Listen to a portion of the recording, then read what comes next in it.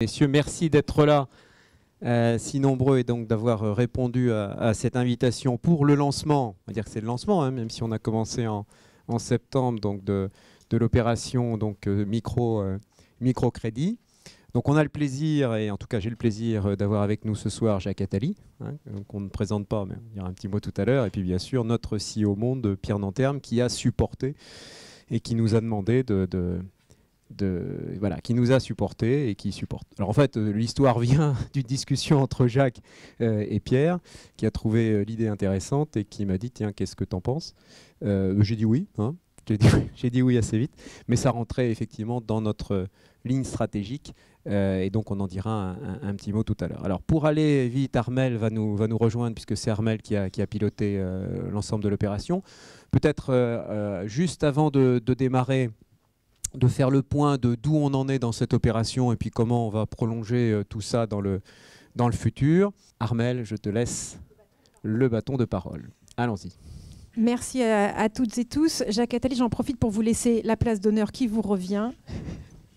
Je profite de ce changement de siège, puisque il est vrai que votre posture et votre point de vue sur le cours des choses dans le monde est vaste, et vous pourriez nous y faire voyager. Et pourtant, ce qui nous rassemble ici, c'est la vitalité de l'entrepreneur, de l'esprit d'entreprise, du micro-entrepreneur.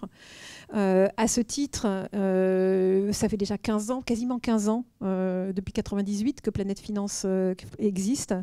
Et ce qui va nous passionner tous ici, c'est avec l'altitude qui vous caractérise, quel est votre point de vue macroéconomique, microéconomique, sur ce qui fait que presque 15 ans plus tard, on a encore besoin d'hommes comme vous et d'organisations comme Planète Finance pour garder cette petite flamme de l'entreprise dans le monde. Je vous remercie, je suis très honoré d'être là et très ravi de voir tellement de gens réunis dans cette salle, et puis d'avoir l'occasion ainsi de vous remercier des efforts formidables que vous avez accomplis. Tout ça commence par une connivence avec Pierre depuis de longues années, puisque j'ai eu le privilège de travailler très étroitement avec Pierre sur le rapport de la commission que nous avons animé ensemble, et qui a été un grand moment de connivence intellectuelle de gens très divers. Et Pierre y a été d'une contribution tout à fait exceptionnelle. Alors ensuite, on a parlé d'autres choses, et la raison pour laquelle, pour revenir à votre question, moi je me suis intéressé à ce sujet. Après tout, j'aurais pu m'intéresser à d'autres sujets, ou considérer que quand on a une vie qui est par nature limitée dans le temps, il faut choisir les sujets sur lesquels on va se battre. J'ai pensé que le sujet le plus important, c'était celui du fait qu'une partie importante de l'humanité n'a pas les moyens de réaliser son potentiel de créativité. Chaque homme doit pouvoir réaliser son potentiel de créativité. C'est pour moi la clé de la résolution de tous les autres problèmes. À la fois parce que si on ne résout pas celui-là, on n'aura pas les intelligences nécessaires pour le faire, et ensuite parce qu'on aura une sorte de destruction générale, de désordre, de chaos qui s'installera par cet écart croissant entre ceux qui peuvent réaliser leur potentiel de créativité et ceux qui ne peuvent pas. Une des manifestations, c'est la pauvreté, mais on ne sort pas de la pauvreté simplement par l'accumulation des plans d'assistanat, et on n'en sortira pas non plus par le salariat qui est incapable, et définitivement incapable, à mon sens, de créer assez de moyens pour que chacun réalise ce qu'il est. Et en plus, le salariat n'est pas toujours une forme d'accomplissement libérateur. Donc, je me suis attaché à ce projet de développement des capacités de création d'une entreprise, partant de l'idée que créer une entreprise, c'est plus généralement se réaliser. Une entreprise, ça peut être plein de choses. Ça peut être une entreprise de créer un couvent, devenir moine, être écrivain tout seul. Enfin, ça peut être 1000 choses différentes. C'est se réaliser soi-même. Et c'est pourquoi je suis parti en partant d'une expérience que j'avais rencontrée en 88 d'un jeune prof d'économie qui avait commencé un petit truc bizarre au Bangladesh, que j'avais rencontré à cette époque, Mohamed Younous. Et j'ai commencé en effet en 98-99 à voir si on pouvait le généraliser à l'échelle planétaire. En fait, c'est à la fois très réconfortant depuis 14 ans et extraordinairement décevant. Et ça pousse à l'action. C'est très réconfortant parce qu'en 14 ans, nous avons créé une institution qui travaille, une ONG, donc à but non lucratif, donc que je préside évidemment de façon bénévole, qui est d'une certaine façon de loin la première européenne et une des 2 ou 3 premières mondiales. La seule en tout cas dans le monde qui fait tous les métiers de soutien à l'entreprise. Alors vous êtes des consultants, vous savez ça par cœur, pour la plupart d'entre vous. C'est une organisation qui, pour faire court, a plus de moyens que la France en microfinance. Nous avons plus de moyens que la France en microfinance. Parce qu'une partie de nos moyens viennent de la France, du gouvernement français, très faible, enfin, relativement, mais nous avons un effet de levier grâce à vous, grâce à la Banque mondiale, grâce à un certain nombre de partenaires qui nous permet de faire de l'assistance technique dans 60 pays, avec 200 projets d'assistance technique en permanence, qui vont depuis assister les gouvernements à mettre en place les législations nécessaires, jusqu'à assister les mendiants dans les rues pour les sortir de leurs difficultés, et leur permettre de créer leurs entreprises, avec au milieu toute une série de projets très différents, de chaînes de valeur, d'assistance à des femmes séropositives, hein, passionnants et très différents d'un pays à l'autre. Deuxièmement, nous avons nos propres banques de microfinance dans maintenant 7 pays. Vous avez vu une femme là qui était un client d'une de nos institutions, sous le nom de Microcred. Nous avons nos banques au Sénégal, au Madagascar, au Nigeria, en Côte d'Ivoire, en Chine, la seule institution internationale ou privée bancaire ayant des banques en Chine sans partenaire chinois pour l'instant. Et nous sommes en train de nous développer. Nous avons une agence de notation qui est là aussi la première mondiale pour noter les institutions de microfinance. Nous avons une agence d'assurance pour pouvoir faire de l'assurance récolte et des assurances diverses.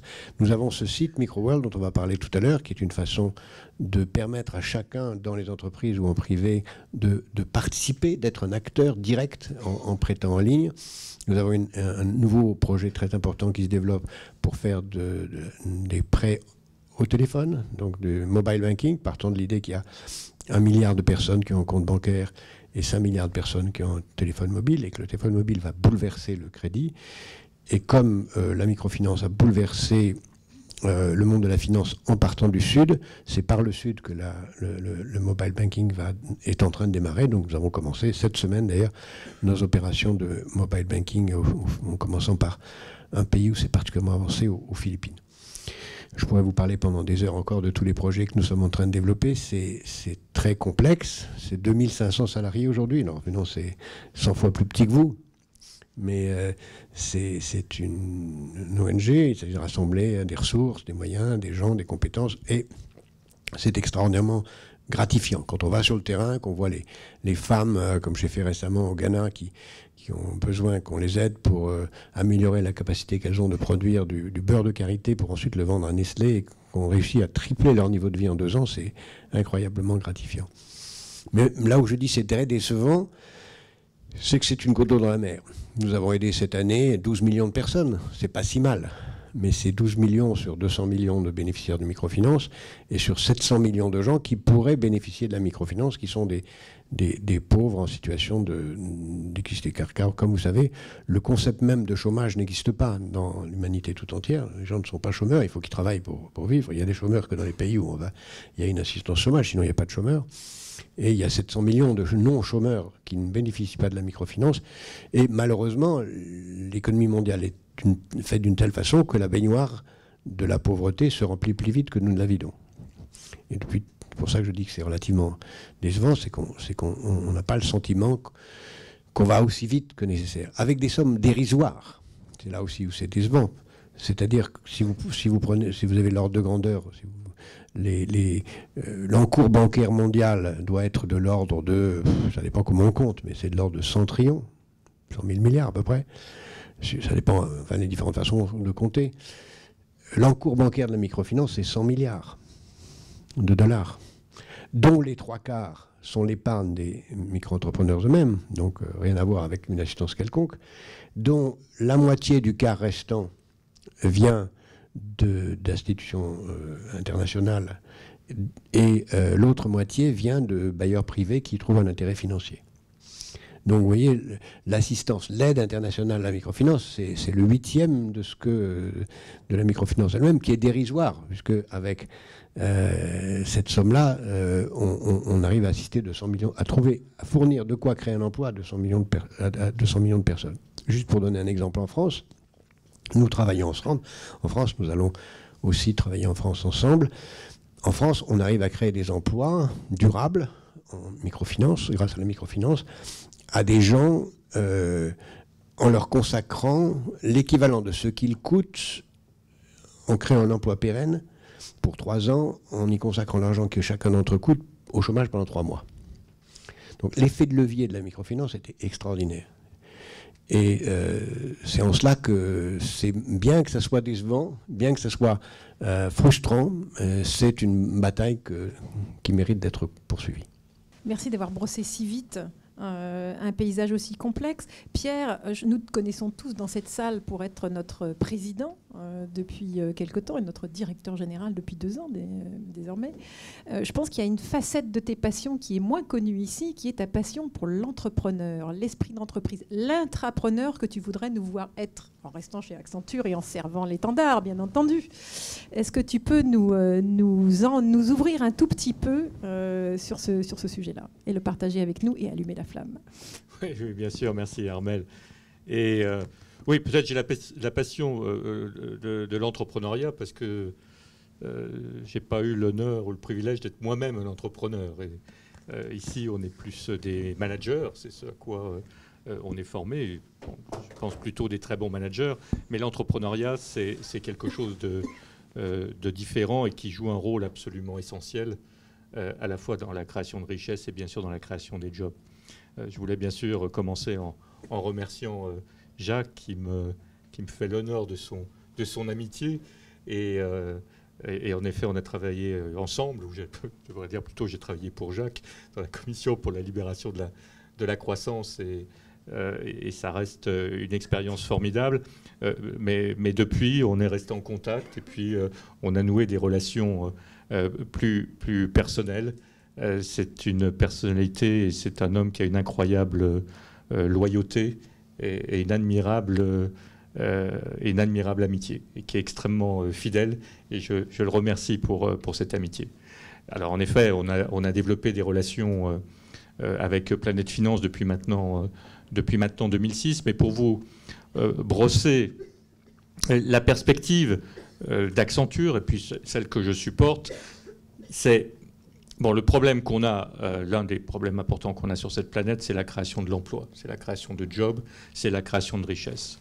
Et cette création-là, je crois qu'on a collectivement la conviction qu'elle viendra de la création d'entreprises, de micro-entreprises, et c'est comme ça qu'on contribuera à résoudre une partie des problèmes de la pauvreté, problèmes de l'emploi. Et il y a d'autres personnes, je sais, François est là, salut François, Jacques, nous aussi, qui est avec nous, qui travaillent sur ces mêmes logiques, qui sont des logiques qui ne sont pas des logiques d'assistanat, mais qui sont des logiques de contribuer à créer des business qui s'auto-supportent et où la partie entrepreneuriat fait que justement ce sera durable. Donc on est très impliqué chez Accenture autour de... On a 3 programmes que je voudrais brosser rapidement. Le premier, qui est notre programme corporate, que vous connaissez tous, j'espère. Skill to Succeed, tout le monde connaît, levez les mains. Pour ceux... Non, plus de mains. Ok, très bien. Bon, j'espère que vous le connaissez tous, parce qu'on l'a lancé depuis maintenant 6 ou 7 ans. Et autour de ce programme-là, on a essayé de comprendre, quand on veut contribuer, il faut être crédible et légitime. Et on a essayé de voir chez Accenture sur quoi on était crédible et légitime. Et nous, s'il y a quelque chose qu'on sait bien faire, c'est l'éducation. Il y a 260 000 personnes aujourd'hui chez Accenture, mais si on regarde depuis 10 ans, c'est des centaines de milliers de personnes qui ont été formées dans cette organisation. Donc on sait former des gens à des emplois et à des jobs. Et finalement, c'est cette ligne qu'on a retenue, skills, développer des compétences, et tout succède, c'est la durabilité. C'est faire en sorte qu'en effet, chacun peut avoir une autonomie dans sa vie. Donc on avait fixé un objectif de former à un emploi ou à un job d'entrepreneur 250 000 personnes sur, Armelle, 5 ans. 5 ans. On s'était donné 5 ans. On est à mi-chemin, là, en ce moment. Et on est à mi-chemin et on est à 160 000, juste à mi-chemin. Donc on est en avance. Et si on poursuit sur le même rythme, on va arriver entre 350 et 400 000 sur ce premier programme. Et de nouveau, c'est formé à un job. Ce n'est pas de l'éducation générale. Je crois que c'est 80% qui sont formés à un job et c'est 20% qui sont formés dans le cadre dans la perspective d'être entrepreneur. Exactement. Donc ça, c'est le premier projet. On poursuit. Bon, j'espère qu'on arriverait au chiffre magique de 1,5 million. 500 000, ça aurait de la gueule. Si on arrivait à cela, environ 100 000 par an. Et puis ensuite, on verra comment on avance. On travaille bien sûr avec des partenariats. Là, le partenariat principal que l'on a, il est avec Young Business International, qui est en effet YBI, une organisation qui est spécialisée dans la formation pour l'emploi. Évidemment, quand on forme 500 000, c'est beaucoup plus derrière qui vont être touchés et impactés. Donc ça, c'est le premier pilier, c'est un pilier principal. Le deuxième, alors il est différent, mais c'est un partenariat qu'on vient de développer. Comme vous le savez, on est très impliqués, spécialement ici en France. Christian, moi-même, et je vois Dominique, d'autres, je ne sais pas si Francis Interman, non, il est à Moscou, Francis, et pour la bonne raison, autour du B20 et du G20. C'est quelque chose qu'on a démarré il y a maintenant 3 ans. On était à Cannes, au Mexique l'année dernière, en Russie dans l'année qui vient, qui est une contribution plus à l'agenda de la planète vue du côté du business. Et comment le business peut apporter des propositions au G20. Parallèlement à ça, s'est développée récemment une organisation qui est autour de l'entrepreneurship, le B20 des entrepreneurs. Et il se trouve que le B20 des entrepreneurs, c'est Grégoire Saint-Hilès, qui est un Français, qui a lancé cette initiative. Le hasard a fait qu'on s'est trouvé assis l'un à côté de l'autre au Mexique. Et on a commencé à discuter. Il m'a parlé de ça, parce que lui, pareil, il a un job, il est dans un fonds d'investissement. Il dit, voilà, je pense que c'est important de le faire. On s'est retrouvés à Paris, on a essayé de voir comment on pouvait collaborer avec eux. Et on a décidé, et ça va être Bruno Berton, Francis, Armel également, est dans le circuit, pour les supporter dans l'année qui vient. À la fois, on va faire une étude qui va être publiée pour Moscou, au B20 des jeunes entrepreneurs, sur comment l'innovation, de nouveau c'est notre sujet, peut supporter la création de nouveaux business. Et on va mener cette étude au travers de nos différents labs et de nos différentes ressources dans les 20 pays du fameux G20. Donc on va mobiliser en réseau ces 20 pays pour comprendre quelles sont les politiques à mener d'innovation qui permettraient de développer ces nouveaux business et de favoriser l'entrepreneuriat. Donc ça, on va le faire et on va participer à un certain nombre d'initiatives. Et puis le troisième pilier, c'est le pilier Planète Finance. Donc depuis 2006, on travaille avec ton organisation, qu'on a supporté de différentes manires, avec beaucoup de collaborateurs dans le domaine du legal. Exactement. Ça a commencé par là d'ailleurs. Et ça a commencé par là pour aider l'organisation à s'établir dans ces sujets-là et à fournir de l'expertise. Et puis, on s'est... en effet, tu m'as parlé de cette initiative MicroWorld, de ce portail. La personne qui l'avait présenté était très enthousiaste. Je me souviens, on était dans tes locaux. David est là. Il est là.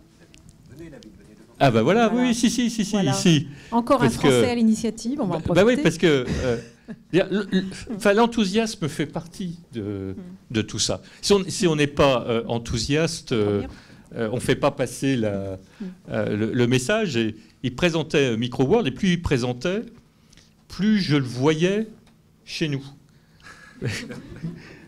Le portail, mais peut-être aussi David. Non. Mais en tout cas, le portail, je le voyais très bien parce que nous, on travaille comme ça. C'est nous. On travaille de manière totalement...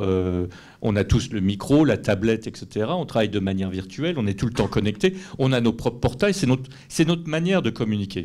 Évidemment, on aurait un portail MicroWorld Accenture. Chacun, quand il le veut, 24 heures, 7 jours, peut se connecter et contribuer et rendre un peu la chance qu'on a eue d'être dans cette entreprise et de faire partie plutôt des privilégiés et de faire un acte qui aide l'entrepreneuriat d'une manière extrêmement simple, 2 clics, et on supporte cela. Donc on en a parlé, on a lancé, bon chez nous ça prend toujours un petit peu de temps, donc Jacques non, ça a été très vite. Quand même, disant, bon, on en a parlé hier, pourquoi c'est pas encore en place, mais bon, c'est Armelle. Chez nous, il y a toujours un peu de... Il faut demander au legal, qui est sûrement là, il faut passer toutes les couches, et puis on y arrive. Et on a lancé ce pilote d'abord... Le 3 juillet. Le 3 juillet en France. Et je suis ravi de voir autant de monde ce soir. Et je voulais vous remercier parce que je sais qu'on est 19 heures passées. Donc vous faites ça en plus du reste. Mais ça montre aussi l'engouement, puisqu'on doit avoir à peu près plus de 200 personnes ce soir qui sont venues. Et je ne compte pas ceux qui sont debout au fond de la salle, qui montre l'engouement que cette initiative a pu avoir. Et j'imaginais, et j'imagine encore, là, on n'est qu'en France. La France, c'est 5000 personnes sur 260 000. Si, en effet, on est capable de porter ce portail, l'effet de levier, tu parlais de l'effet de levier qu'on peut, rien que dans une entreprise comme la nôtre, imaginer ce que l'on peut apporter comme effet de levier autour de ces activités-là. Et on en parlait aussi avec Jacques, c'est comment non seulement le faire... au Sénégal ou dans les pays ou dans ces pays en difficulté, mais est-ce qu'il est possible de le faire en France? Et je sais, parfois, il est plus difficile de faire en France. Dans les pays du Nord, en général. Que l'on fait dans les pays du Nord, parce qu'il y a tout un tas de régulations qui, hélas, sont contraignantes, alors qu'on peut le faire plus facilement dans les autres pays. Mais je suis certain qu'il y aurait un engouement peut-être même encore plus fort si on pouvait contribuer plus directement en France, dans les banlieues ou dans les quartiers difficiles, à favoriser l'entrepreneuriat. Donc je sais qu'on va travailler également dès le mois de janvier avec Planète Finance pour déployer tes ressources et aller chercher, j'allais dire, l'entrepreneurship à la source, coacher, j'espère avec beaucoup d'entre vous, des jeunes qui veulent se lancer et créer leur entreprise, parce que de nouveau, c'est uniquement par rapport à ça que l'on réglera le problème de la pauvreté, le problème de la croissance et le problème de l'emploi. Et on a lancé un défi, mais je vais passer la parole à Armelle, parce que c'est ce qui nous motive. Parler aussi à Jacques ici. D'abord, on a regardé les résultats de CAP. Et donc, on a dit, forcément, puisqu'ils étaient avant nous, on dit donc on va faire mieux. Un an avant nous. Parce que c'est pas possible, c'est dans nos gènes. Et puis après, on va se lancer un défi, parce qu'on aime bien aussi faire ça.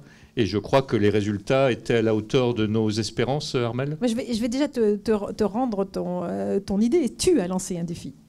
Donc certes, effectivement, nous avons ouvert ce portail aux collaborateurs français le 3 juillet. Ça a été quand même aussi l'occasion, David, au passage, de mettre ce portail en anglais pour de vrai, une bonne fois pour toutes, et de façon à se préparer à un déploiement par la suite. L'été est passé.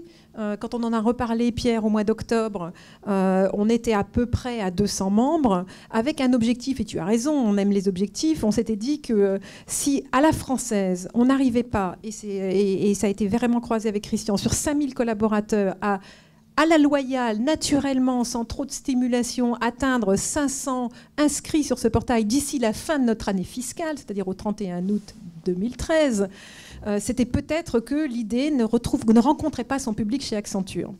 Forcément, amateur de stimulus, tu nous as inventé un défi qui, cette fois-ci, a été mis en place en 4 jours. Je te rappelle, Pierre. Puisque le 6 novembre, sous contrôle quasiment d'huissier de Romain Ribou, qui est le chef de projet, nous pouvions revendiquer 221 accenturiens adhérents sur le portail à date. Et donc, ton envie était, de façon assez brave, d'ouvrir la compétition en disant, eh bien finalement, rendez-vous d'ici le 12 décembre, et j'espère bien qu'au 500e inscrit, j'espère bien qu'on aura atteint ce seuil-là avant le 12 décembre. Et d'ailleurs, j'y suis tellement intéressée que je ferai du matching euro pour euro de ce que vous aurez fait d'ici là. Donc effectivement, nous avons mis sous contrôle quasiment ici la chose. Le 4 décembre, c'est-à-dire moins d'un mois après, nous fêtions notre 500e accenturien inscrit. Ce qui est intéressant, c'est que bien entendu, même depuis que le défi est enfin atteint, nos accenturiens continuent à s'inscrire sur cette plateforme. À 13h aujourd'hui, nous étions 627. Et à la limite, 627, c'est cet accent, ça c'est le point de vue d'Empirilis d'Accenture. Ce qui est passionnant, c'est que c'est 216 entrepreneurs qui sont en train de passer la marche grâce à vous. 216, c'est presque cette salle. Ça veut dire que dans cette salle-là, On pourrait asseoir un entrepreneur par chaise, Jacques. Ça représente à peu près ça. La contribution d'Accenture naturelle, joyeuse, passionnée, spontanée que vous avez tous mis sur ce sujet-là. 216 entrepreneurs là debout pour qui la donne a changé, parce qu'ils ont un stock de tissus, parce qu'ils ont quelques bovins ou quelques poulets supplémentaires, parce que subitement leur autonomie économique devient une réalité. Et ça, je pense que vous pouvez en être fiers.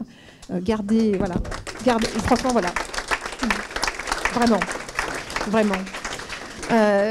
Parce que, bien entendu, tu ne manques pas de panache, tu n'as même pas demandé quel serait potentiellement le nombre d'euros, puisqu'après tout, il y a quand même des euros derrière que tu devrais matcher, Pierre. Je peux te dire, puisque je l'ai fait contrôler, que lorsque nous avons clôturé le 500e inscrit le 4 décembre, eh bien, finalement, les Accenturiens s'étaient ligués pour te pousser à 10 380 euros. Ça m'aurait amusé que le 12-12-12, ce soit 12K euros. 10 380 euros, c'est magnifique. Ce que tu peux aussi apprécier, ce que vous apprécierez, c'est l'esprit aussi de corps et de projet et d'équipe d'Accenture. On a vraiment spontanément utilisé la proposition qui est faite par Microworld, David, de travailler en tant qu'individu micro-prêteur, bien entendu, mais de se mettre en équipe, de se mettre en groupe. Il y a quelques équipes, il y a aujourd'hui dans le top 3 des grands groupes qui se sont organisés à plus de 25 membres. Je félicite l'équipe qui sert le client Vinci, qui est le premier en nombre. L'équipe des anciens... Alors, voilà, il y en a probablement, il y a peut-être Jean-Nicolas Brun dans la salle, qui est le managing director qui dirige nos opérations là-bas, ou Sergio Colella, je ne sais pas, je ne les ai pas vus, signalez-vous. Il y a également le groupe des anciens d'HEC, qui s'est trouvé un petit esprit de corps et qui est le numéro 2 en nombre. Et puis TGP Ressources, alors là c'est du chinois pour vous Jacques, j'en suis désolée, mais ce sont nos experts en haute technologie qui servent les industries de l'énergie, des utilities. Pierre, ce qui te fera plaisir, c'est que c'est le gang des Lyonnais qui est le plus gros prêteur. Alors là... Je ne pense même pas que tu aies été à la manœuvre dans les coulisses pour l'obtenir. En euros, en nombre d'entrepreneurs aidés, c'est le gang des Lyonnais et Christian, je pense que tu en seras fier aussi. C'est le gang des Lyonnais qui est à la manœuvre et qui donne le ton. Bien entendu, les euros, comme on l'avait dit depuis fort longtemps et comme on en a rediscuté en octobre, c'est le moyen de mettre debout les entrepreneurs. Ton premier travail depuis le 4 décembre a été de choisir des entrepreneurs, puisqu'après tout, voilà, les euros c'est joli, mais quels entrepreneurs? Il y en a 16 aujourd'hui que tu as choisis. J'espère qu'on peut les voir quelque part sur le tableau. Ça doit avancer. Je sais que parmi tes coups de cœur, tu as repéré un producteur de tissus qui est Moudou, qui travaille au Sénégal, qui n'a que 25 ans et qui, lui, avait vraiment besoin de monter son stock pour pouvoir trouver son marché. C'est mon patrimoine lyonnais qui m'amène probablement. Et puis j'étais un peu dans les parages, donc tu n'as pas oublié les femmes entrepreneuses. Jamais. Oula. Voilà. Le Cambodge, pays magnifique, une agricultrice. Cambodge, jamais non plus, parce que je savais que... J'ai des figures imposées dans... Voilà. Et donc, finalement, ton coup de cœur est allé sur ces entrepreneurs. Et effectivement, avec un tel apport, c'est directement la complétude de la demande de prêt qui était fait par ces entrepreneurs-là qui est fait. Et donc là, ces 16-là ont passé le cap en un week-end. Là, pour le coup, il y a un effet d'accélération absolument fabuleux. C'est 16 destins qui sont vraiment en train de changer d'échelle. Donc bravo, merci Pierre. Je trouve que non seulement ça ne manque pas de panache, mais c'est vraiment voilà, the Accenture Way, comme je pourrais dire. Et voilà, nous sommes une brigade aujourd'hui de 621 à suivre tes pas et j'espère que ça ne s'arrêterait pas à ce soir. Bravo et merci. Oui, merci à tous. Non, merci à tous. Je pense c'était intéressant, amusant, challenging et le clin d'œil en valait la peine. Mais moi, je suis surtout très content de la réponse qui montre que dès qu'on se mobilise, mais aussi, on en parlait, il faut que... on ne peut pas demander à vous tous de vous mobiliser si le leadership ne le fait pas non plus. Donc, c'est quelque chose qu'on fait ensemble. 600, il faut bien sûr poursuivre. C'est 12%. du personnel Accenture. Donc je pense qu'on peut maintenant viser rapidement les 20%. 1000 serait encore plus de gueule. Donc en route pour le... Là, j'ai une équipe dans les coulisses qui est au bord de la syncope. Pour le millier, mais j'ai dit que là j'arrêtais de matcher voilà. un certain... Voilà. Il n'y a plus l'enjeu de te faire matcher. Parce que bon, c'est quand même pas un jeu non plus. Tu as une famille à nourrir. Voilà. Je peux... Bien entendu, Jacques. D'abord, évidemment, merci à tous. C'est une formidable réussite. C'est certainement de toutes les entreprises qui ont accepté. Parce que Microworld, c'est un portail ouvert au grand public et ce sont aussi des portails spécialisés que nous faisons en marque blanche pour les entreprises. Et nous l'avons fait pour Suez, pour Cap, pour Sanofi, maintenant pour vous, et on travaille avec d'autres. Et de très loin, la plus dynamique à l'accélération, de très très loin, c'est vous. De très loin.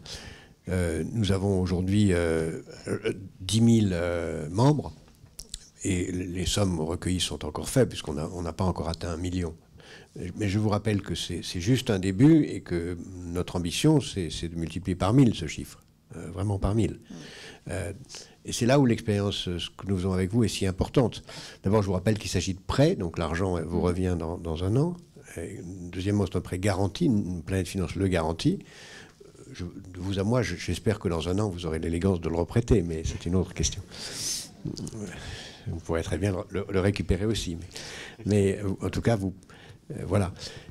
Mais pour nous, le faire avec Accenture, c'est un extraordinaire levier parce que vous le faites en France, j'espère que vous allez le faire dans d'autres pays. Et puis comme il vous arrive de temps en temps de rencontrer des entreprises, je pense que ça fait partie de quelques applications de vos métiers, vous pouvez aussi nous servir de prescripteurs auprès d'autres entreprises pour que d'autres entreprises rejoignent cette famille. Ça peut avoir un potentiel gigantesque. Il y a un site qui a commencé avant nous, qui s'appelle Kiva aux États-Unis et qui a levé aujourd'hui combien ? Ils sont à 400 millions de dollars. À mon avis, ils sont moins bien que nous pour une raison particulière, c'est que d'abord, ils sont moins, par définition, et ensuite parce que eux n'ont pas la présence que nous avons sur le terrain grâce au groupe Planète Finance, où nous avons la certitude que vous ne prêtez pas des photographies virtuelles, mais à des gens réels, puisque ce sont des gens qui sont repérés par nos équipes sur le terrain, alors que Kiva n'avait pas jusqu'à présent. Ils sont en train de combler cette lacune de gens sur le terrain pour vérifier que les prêts à des gens vrais. Ce que nous avons avec certitude, ce qui nous permet de donner cette garantie.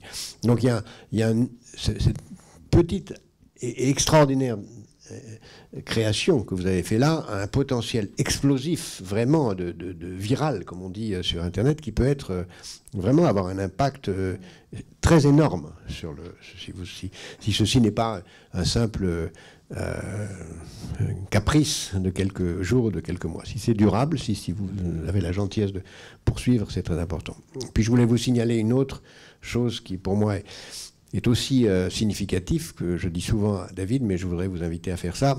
Certains d'entre vous ont des cadeaux d'anniversaire à faire ou des cadeaux de Noël à faire à des enfants ou à des jeunes. Offrir un Microworld Pass, c'est-à-dire offrir 20 €, 10 €, ou je vous laisse mettre le chiffre où vous voulez, à un jeune à Noël ou à son anniversaire, c'est exceptionnellement valorisant. D'abord, ça lui permet à lui de choisir ce qu'il va en faire, à quelle entreprise il va l'attribuer. Une formidable cours d'économie. Ensuite, il pourra récupérer ça dans un an pour acheter la Game Boy de son choix, parce que c'est juste pour un an. L'iPad 5. Ça dépend du montant, mais si qu'il mettait assez pour qu'il achète un iPad dans un an, c'est très bien. Mais c'est une façon de faire un cadeau de Noël intelligent. Et nous avons toutes les techniques nécessaires pour faire que ces cadeaux se fassent, tant à Noël qu'à l'occasion des anniversaires. Et je crois que là aussi, ça a un effet pédagogique très exceptionnel et que j'aimerais bien voir se développer. J'insiste sur le fait que cette petite expérience modeste, mais extraordinairement difficile et que vous avez formidablement accompli, peut avoir un impact très significatif. Et que dans 2 ans, ça peut faire la couverture des grands magazines et avoir un impact très réel sur la pauvreté sur la planète. Merci encore.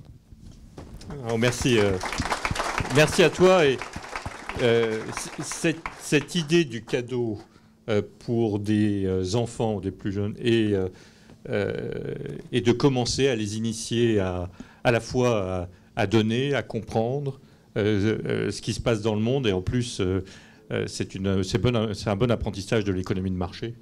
Donc, je vais le faire avec ma fille, oui, qui a un problème un peu dans la compréhension de... Qui voit une partie de l'économie de marché. Oui, qui voit qu'une partie de l'économie de marché, oui, oui. Oui, elle voit plutôt le côté consommateur que producteur, oui. Bon, David, je pense qu'il va falloir se préparer à repérer quelques entrepreneurs de plus d'ici les fêtes de Noël. Si effectivement chacun d'entre vous s'empare à nouveau, et si les 216 de la salle s'emparent à nouveau de cette idée pour les jeunes qui vous entourent, que ce soit des tout jeunes ou des ados d'ailleurs, à ces âges d'orientation sur lesquels finalement ils grandissent dans ces pays sur lesquels le salariat est le Graal, et sur lequel finalement créer son entreprise c'est quand on a à peu près tout raté. Je pense que ça peut être un moyen de renverser l'échelle de valeur, hein, et l'échelle de réalisation de soi. Vous nous avez ouvert une fenêtre passionnante, Jacques, tout à l'heure sur ce sujet.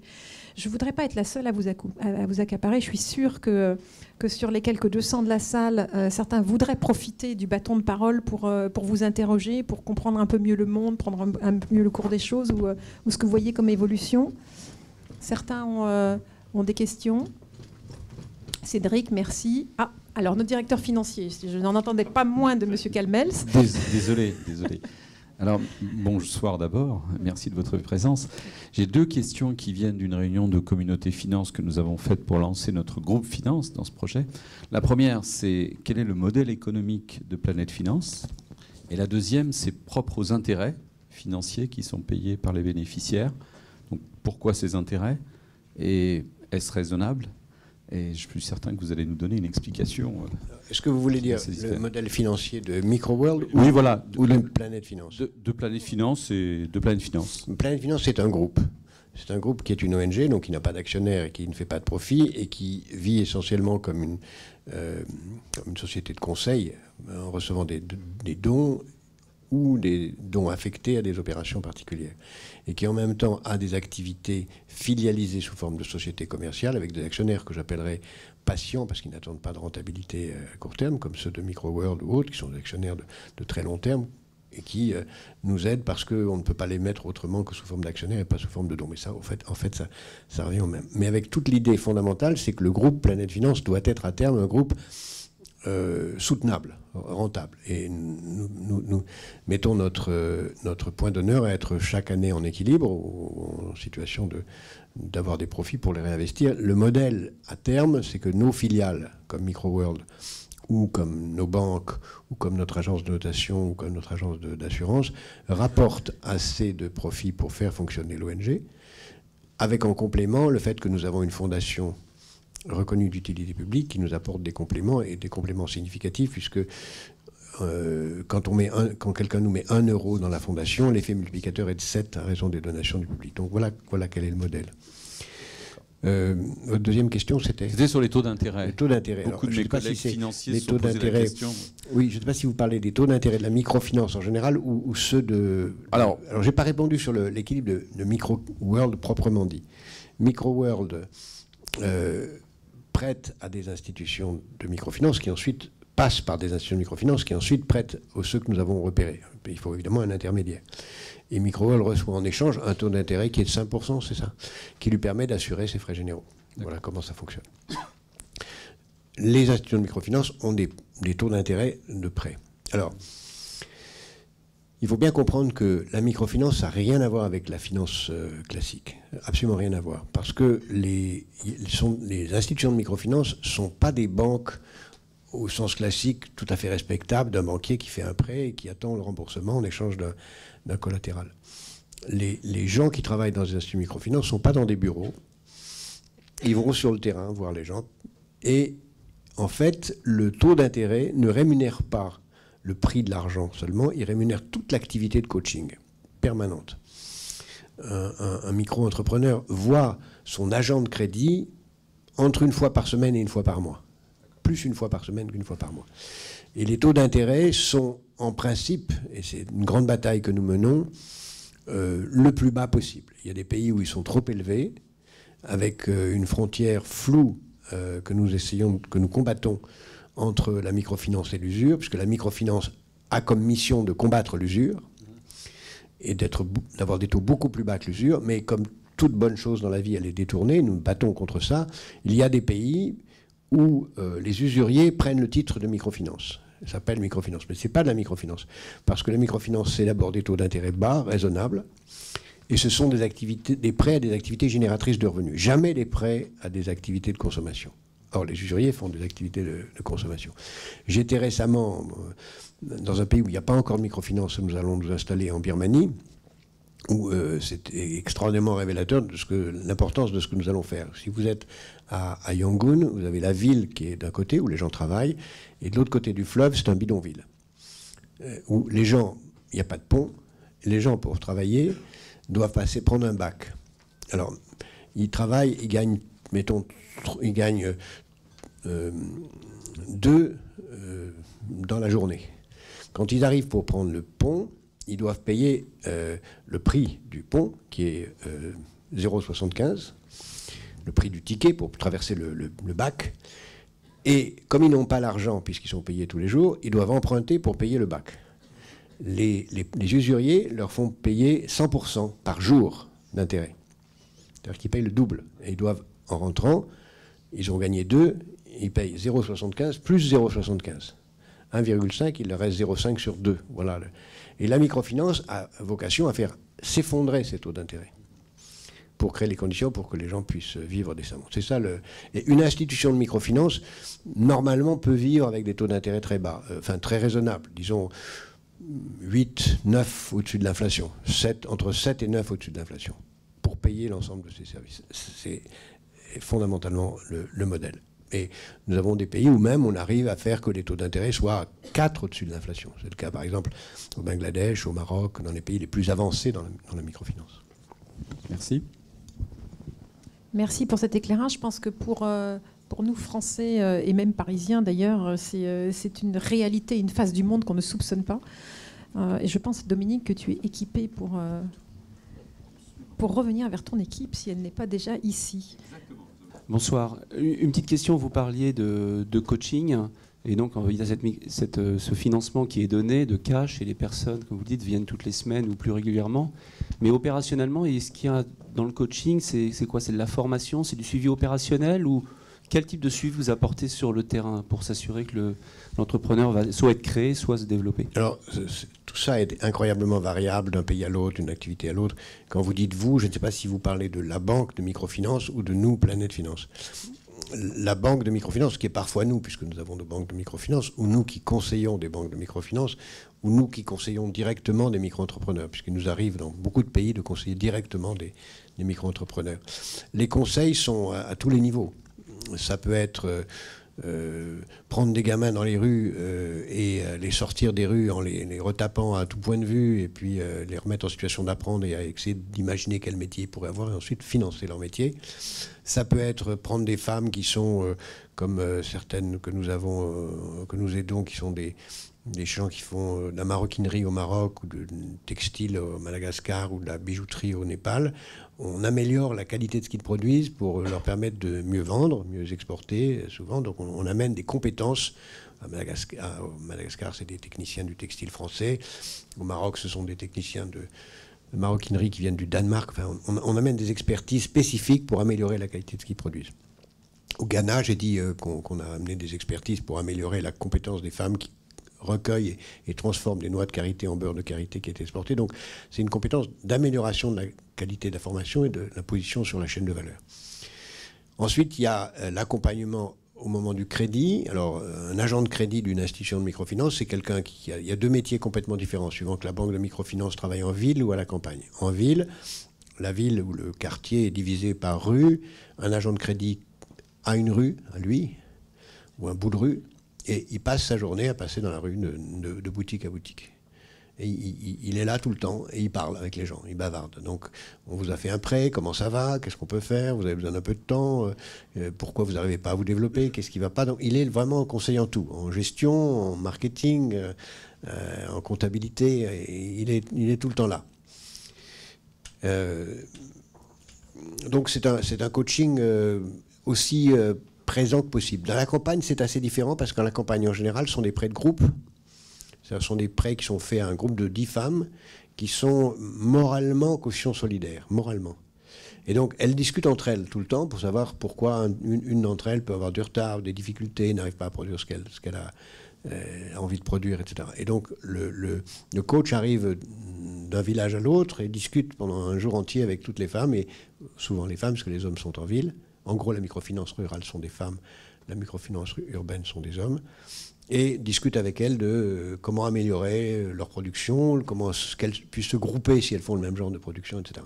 Donc il y a vraiment une compétence extrêmement variée. C'est pour ça que la formation des agents de crédit est très très importante, et nous consacrons beaucoup de ressources à aider les instituts de microfinance à former des agents de crédit ou à améliorer la nature des produits le produit financier, parce qu'il n'y a pas qu'un produit financier, il y a des crédits de récolte, il y a des crédits de toute nature, il y a des produits très spécifiques qui sont suivant la nature des activités commerciales différentes. Donc c'est une finance très sophistiquée. Pour vous donner un ordre de grandeur, il y a une étude qui a été faite récemment par un professeur de Harvard sur le comportement de gestion d'épargne et d'emprunt d'un pauvre, d'un micro-entrepreneur pauvre. Il a fait cette étude dans 8 pays.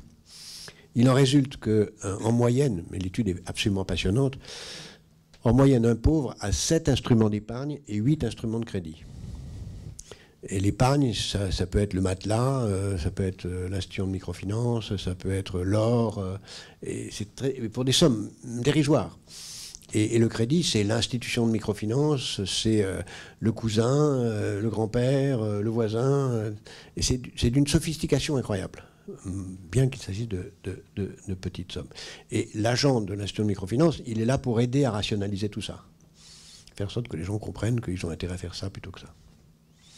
Et évidemment, quand il y a maintenant le téléphone mobile, nous avons une énorme activité de formation de ces agents de crédit et de ceux qui le touchent. Actuellement, nous avons un énorme programme très très difficile en Afrique de l'Ouest pour généraliser l'usage du téléphone mobile comme instrument de crédit, qui évidemment fait une grande activité de formation là-dessus. Et puis on a aussi dans d'autres pays des bailleurs de fonds qui nous financent des programmes de ce qu'on appelle d'éducation financière. On passe, par exemple, on a aujourd'hui un programme très intéressant au Brésil, avec les Indiens du nord du Brésil, où on fait simplement de l'éducation des femmes à comprendre ce que c'est qu'un budget, comment le tenir, etc. Donc c'est avant même le crédit, un projet d'éducation financière, qui est évidemment la base de tout. Donc ma réponse est complexe parce que les situations sont très différentes d'un pays à l'autre.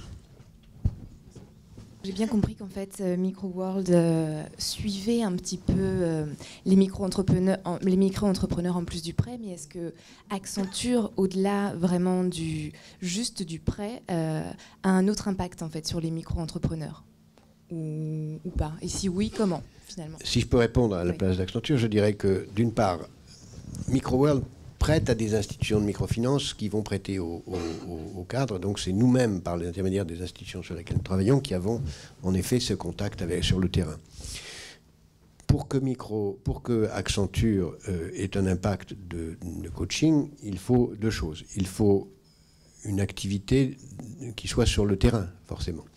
Et nous avons, je crois, un programme qui se met en place en France, dans lequel nous avons des activités dans les quartiers, où nous accompagnons les gamins des quartiers. On a créé plus de 1000 entreprises dans les quartiers, où nous avons besoin de coachs pour accompagner ces jeunes dans les quartiers qui créent leurs entreprises, tant au moment de la création d'entreprises que des entreprises qui se développent assez pour que nous les financions, puisque nous ne faisons pas de crédit en France, mais nous avons un fonds de private equity qui s'appelle Financité, où on met entre 20 et 200 000 euros dans les boîtes de ces gamins. On a fait une 50aine d'investissements et on a créé 1 millier d'entreprises dans 14 quartiers, et nous allons passer à 80 quartiers dans les 3 ans qui viennent. Donc là, on a besoin de coach, on a besoin d'expertise pour faire grandir ce programme, qui est une réussite reconnue, qui est financé 1 tiers par Pôle emploi, 1 tiers par la Caisse des dépôts, et 1 tiers par les collectivités. J'étais avant-hier à Toulon pour voir comment ça fonctionne, c'est exceptionnellement efficace.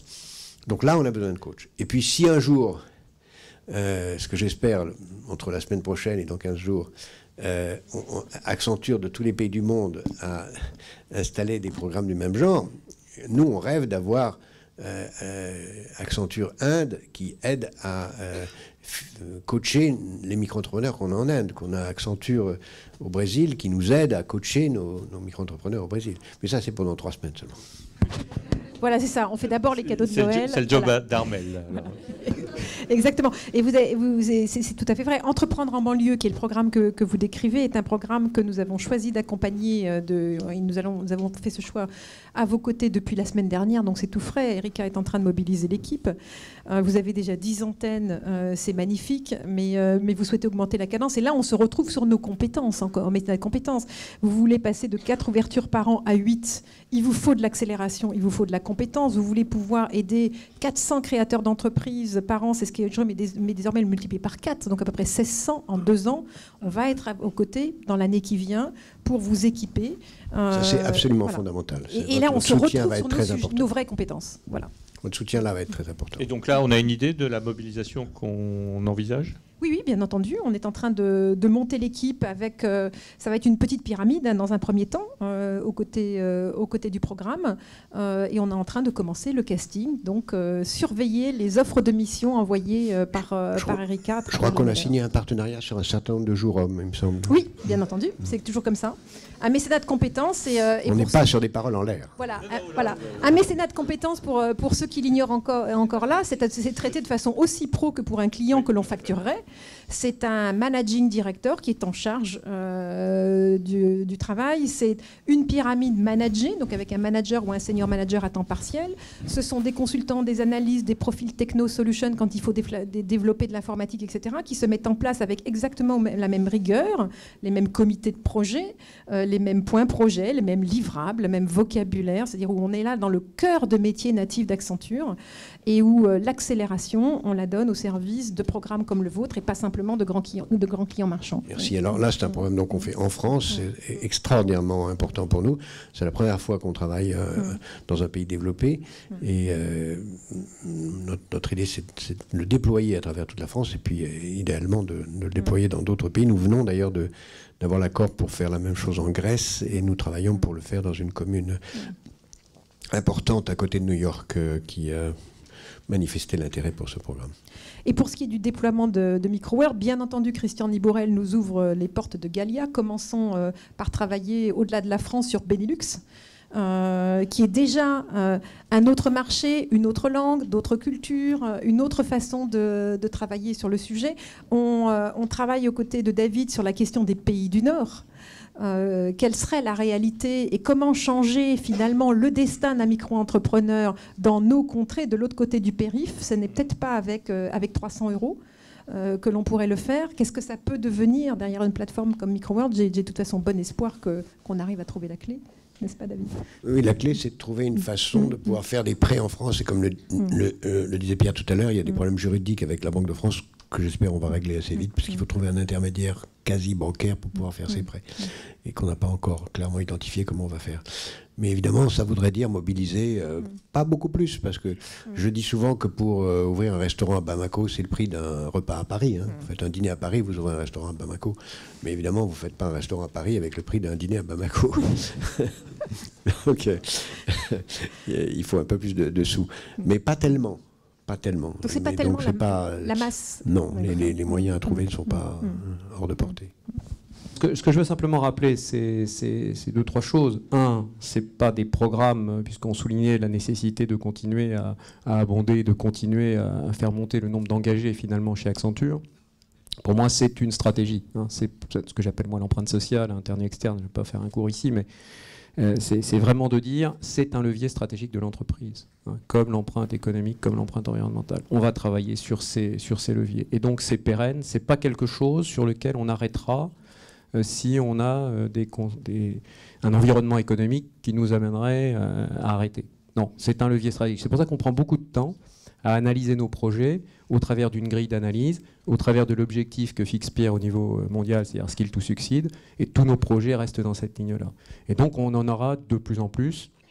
Combien on a dit qu'on voulait d'engager cette année ? 1500 ? Écoute, la cible est modeste puisque nous étions à peu près 70 il y a 3 ans. On était 600 l'année dernière. On s'était dit lors d'un comité de cadrage qu'on voudrait être à 1500 en fin d'année fiscale. Il y en a déjà simplement 621 aujourd'hui dans la plateforme. Donc 1500, c'est pas assez. Donc 1500, parce que Christian va matcher maintenant un pour un tous les nouveaux sans limite. Je l'attendais. 1500, c'est important qu'on soit tous engagés et encore une fois sur la durée. Donc on a déjà beaucoup de programmes à l'intérieur d'Accenture aujourd'hui.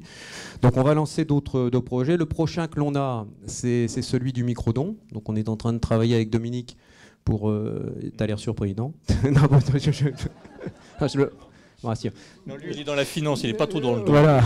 Donc on va travailler plutôt dans la collecte. On va travailler sur les microdons, c'est-à-dire la possibilité offerte, bien sûr, sur la base du volontariat à chacun des collaborateurs d'Accenture de faire un arrondi sur salaire. Et cet arrondi sur salaire, bien sûr, on va le redonner à des ONG, à des organisations. Donc ça, on va mettre en place ça, et j'espère à partir de janvier-février de cette année.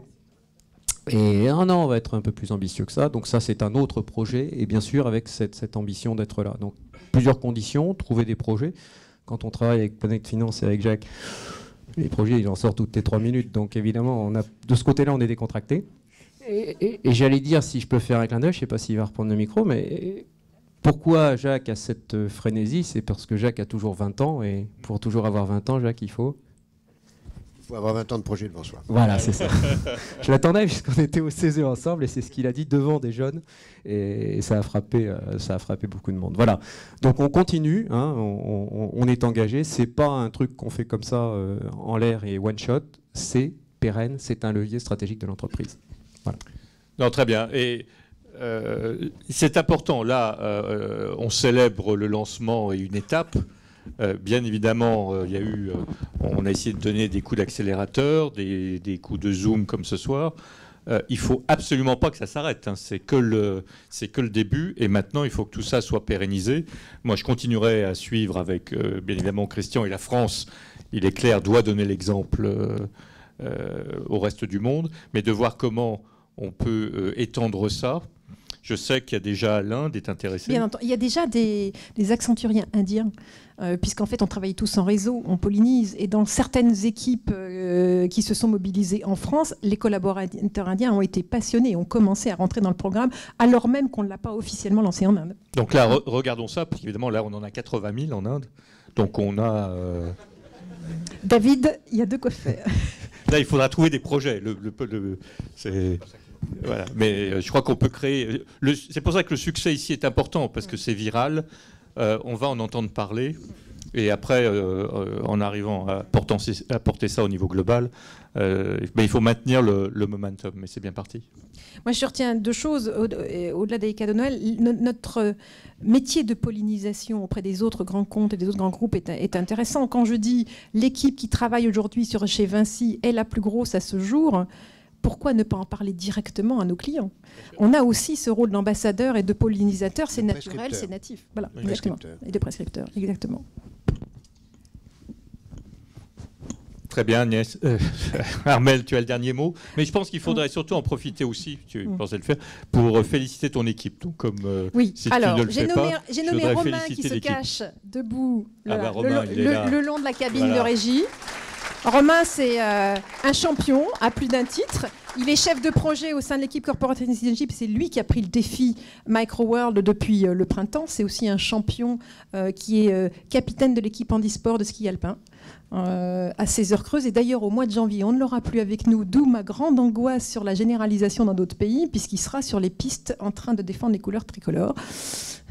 Bravo, Romain.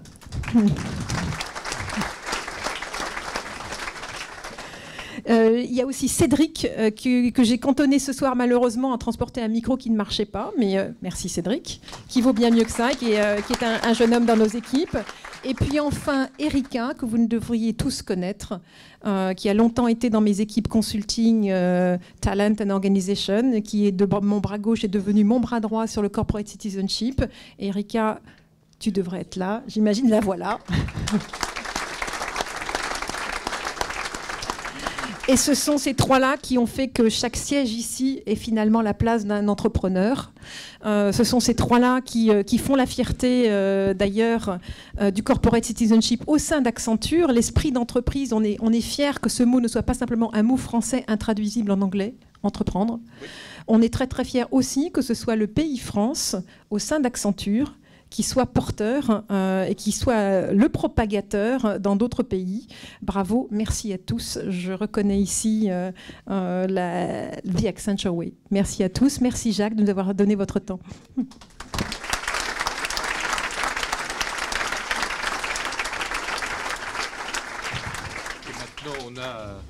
Voilà, donc Jacques, je sais que vous devez partir à 20h15 au pire, donc votre temps est extrêmement précieux. Merci d'avoir été parmi nous. Et donc, l'équipe vous a prévu un cocktail bio, je crois, pour rester dans les prix corporate citizenship. Enjoy!